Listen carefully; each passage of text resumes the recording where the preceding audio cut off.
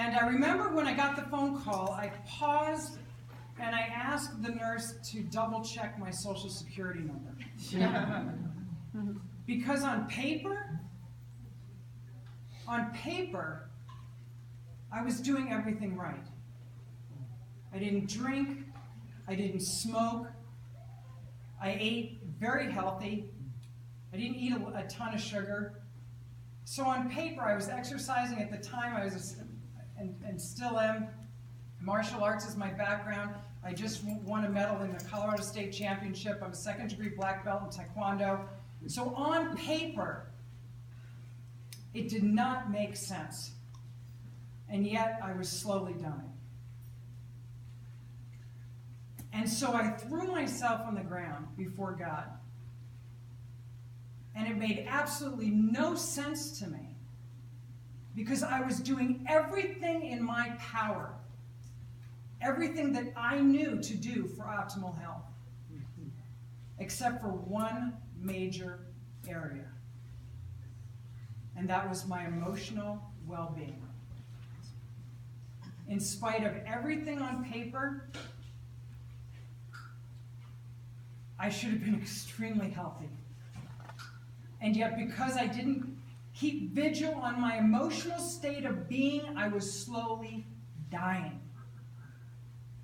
And as I threw myself on the floor, I got to this amazing space in the eye of the storm of complete surrender.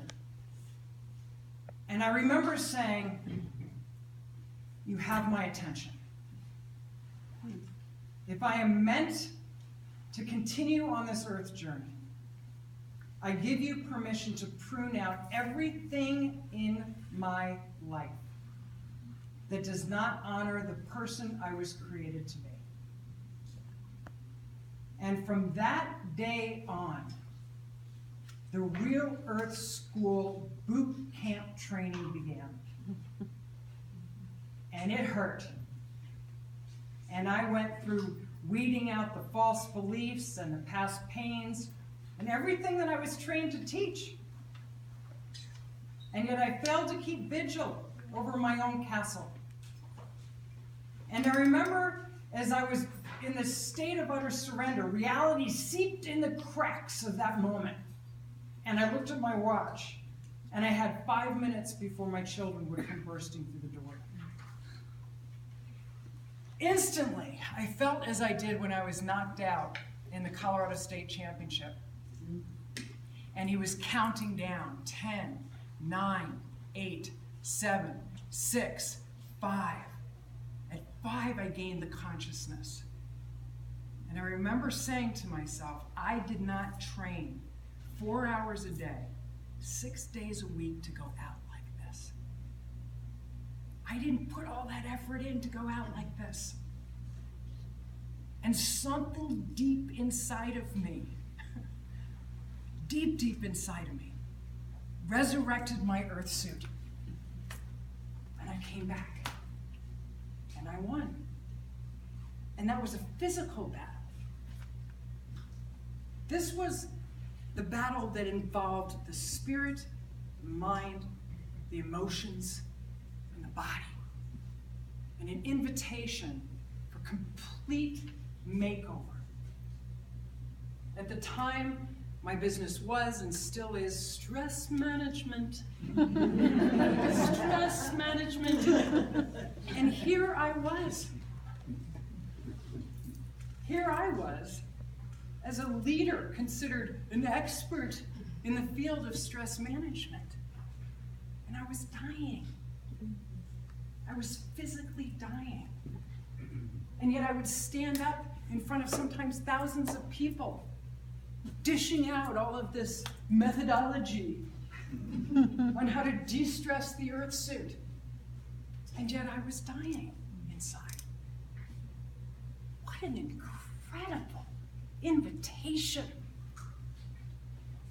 This was my PhD in suffering, so that I could occupy the space of authenticity. Completely occupy the space of authenticity.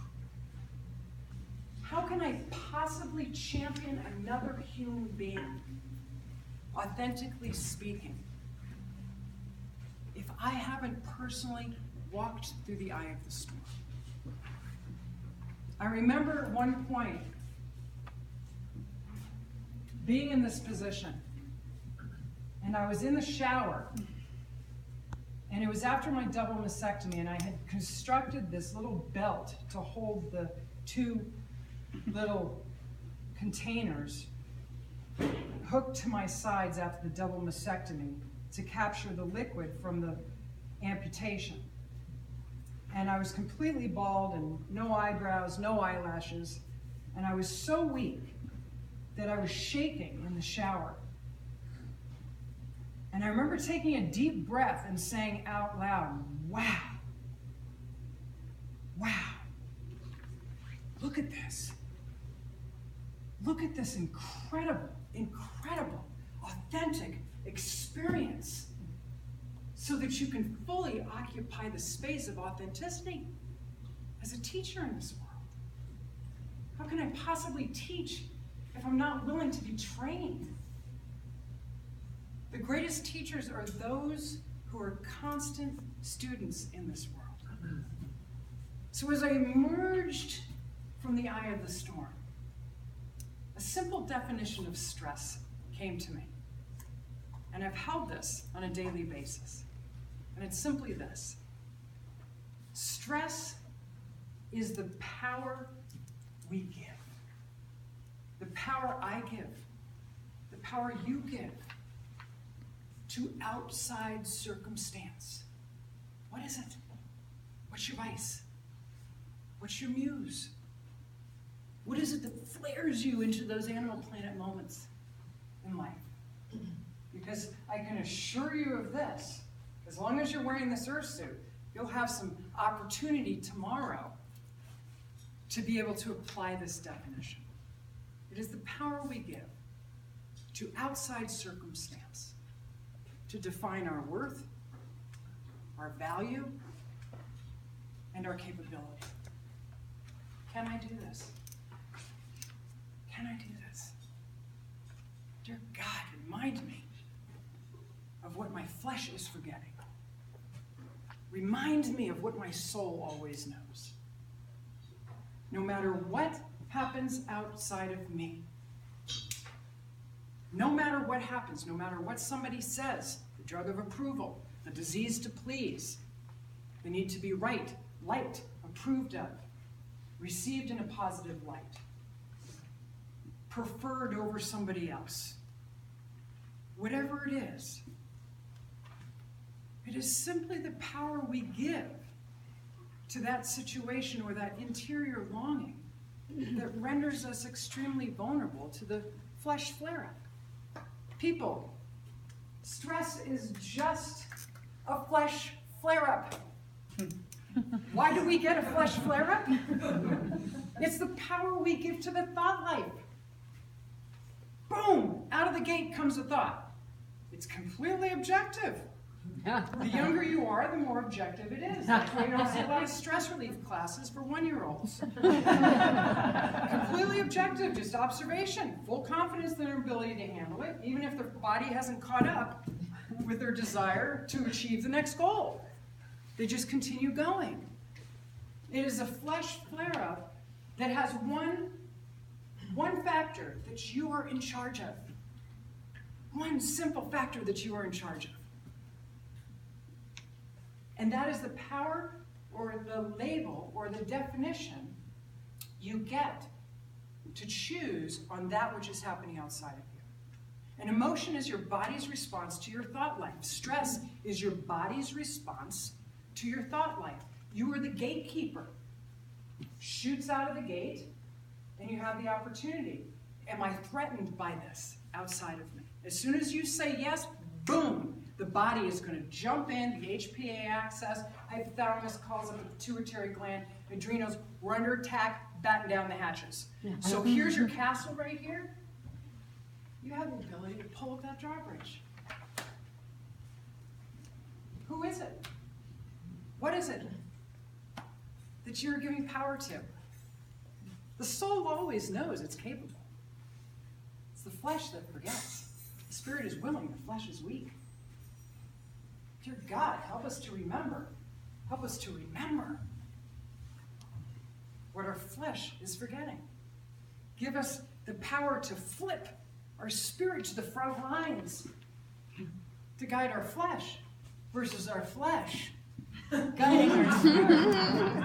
It's a constant choice every single day. Sometimes I'll talk out loud. That's a therapy, certain therapy. It's called narration, a neuro-linguistic program. You narrate to slow things down.